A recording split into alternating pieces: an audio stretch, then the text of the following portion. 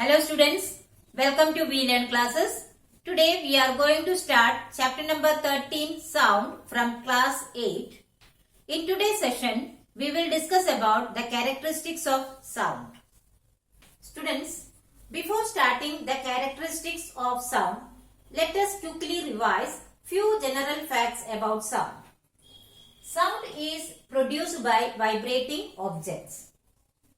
Air molecules around the vibrating bodies are responsible for transmitting these vibrations.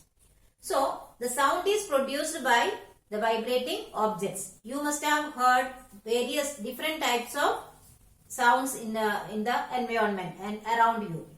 So, these air molecules around the vibrating bodies are actually responsible for transmitting or moving these vibrations.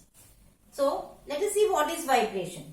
Vibration is a rapid to and fro motion or up and down movement about a mean position. So, vibration means a to and fro motion or up and down motion which is rapid and also about a mean position.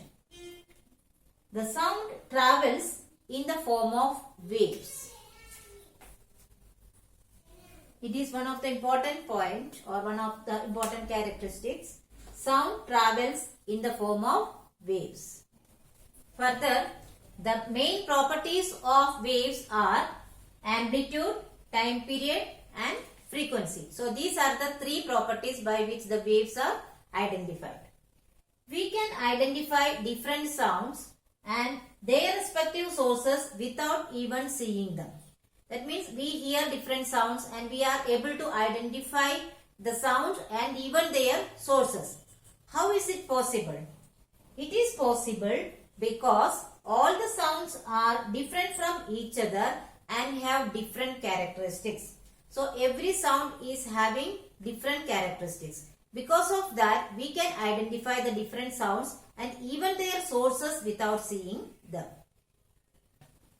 Now let us see why do we hear different sounds differently.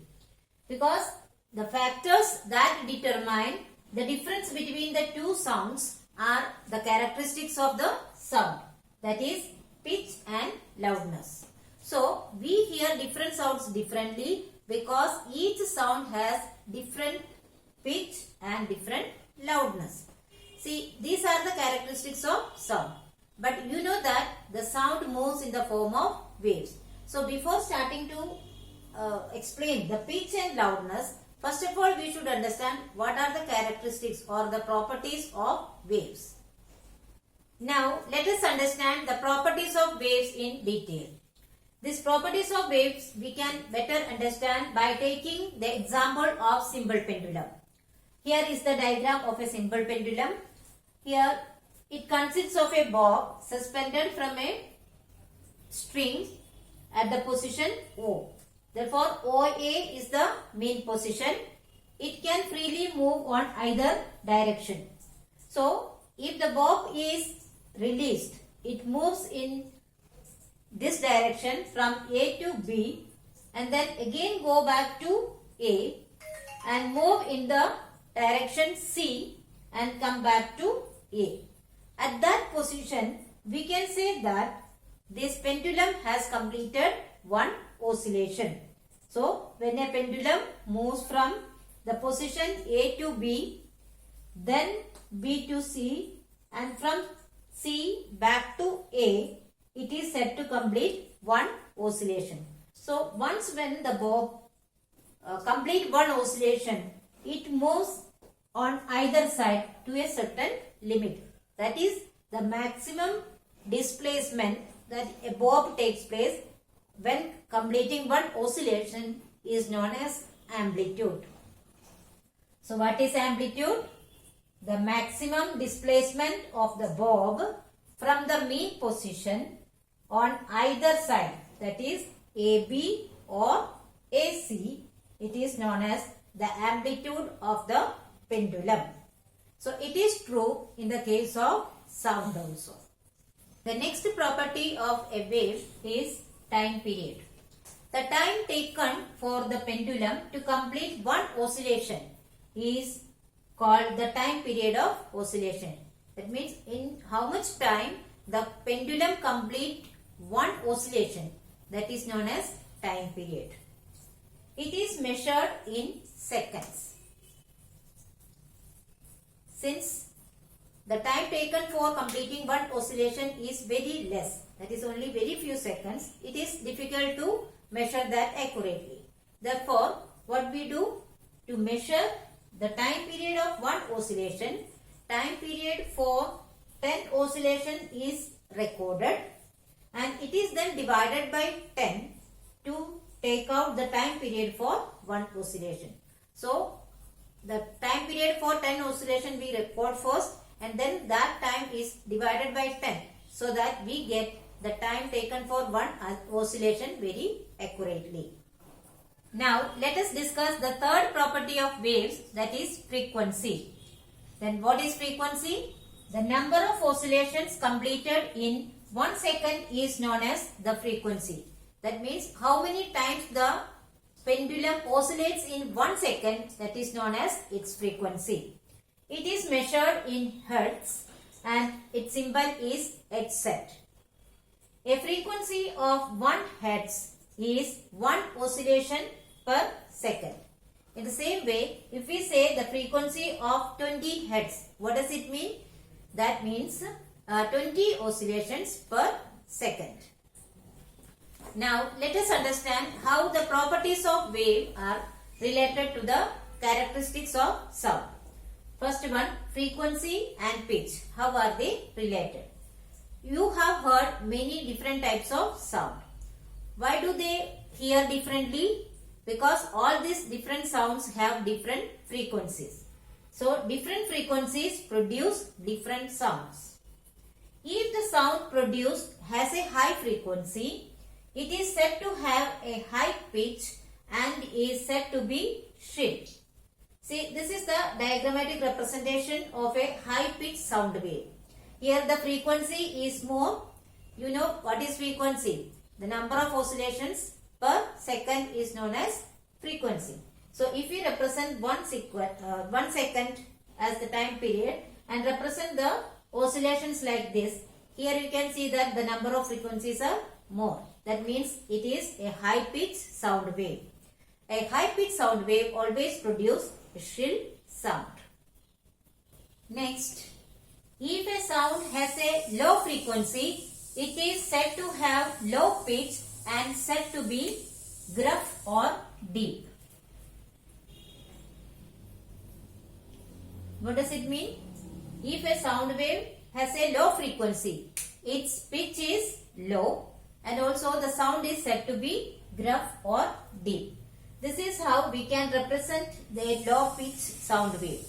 If we represent this time as 1 second, time period taken is 1 second, here you can see that the frequency is low. Therefore, the sound appears to be gruff or deep. Pitch is a measure of the shrillness of a sound. So, from these two examples, we can say that pitch is the measure of the shrillness of a sound. Examples. Usually, a female has a shrill voice and a male has a gruff or deep voice. That is the reason when we hear the sound of a person without actually seeing them, we can make out whether a male or female is speaking. That means the sound can be identified on the basis of the pitch, or we can say that the shrillness of a sound is determined by the characteristics called pitch. Now, let us see how amplitude and loudness of a sound is related to each other. The amplitude of a sound wave determines the loudness of the sound. So, amplitude and loudness are related to each other. When the amplitude is high, it will produce a sound that is loud. So, amplitude is high, that means the sound produced is also loud. When the amplitude is low, it will produce a sound that is soft. So what is the relation? If the amplitude is high, the loudness is high, and if the amplitude is low, then the sound is soft. The degree of loudness depends on the energy of the vibrations. So we can say that how much loud a sound is produced, that depends on the energy of the vibrations. Further, the unit for measuring the loudness of a sound is decibel. It is represented as dB. Now let us see the loudness of sound coming from the various sources. For example, normal breathing. Its loudness can be 10 decibel. Soft whispering at 5 meter distance, it can be of 30 decibel. The normal conversation can be of 60 decibel. Busy traffic can have 70 decibel loudness, and average factory can have 80 decibel loudness. If it is more than 80, then it is very hard to hear. Now let us discuss the last characteristic of sound, that is quality or timbre. The quality of sound depends on the source of sound. That is the reason when two people sing in a chorus having the same pitch and loudness, we are still able to identify their voices because their source of sound is different. In orchestra, we can identify the sounds of different instruments. This is due to the different quality or timbre of the sounds produced. So in orchestra, we are able to identify the different instruments being played due to the quality of the sounds produced. So students, I hope you have understood the topics very well. But still, if you have any doubt, you can write in the comment section. I will surely try to solve it as early as possible. Here are some review questions. Please solve it in your notebook. Thank you.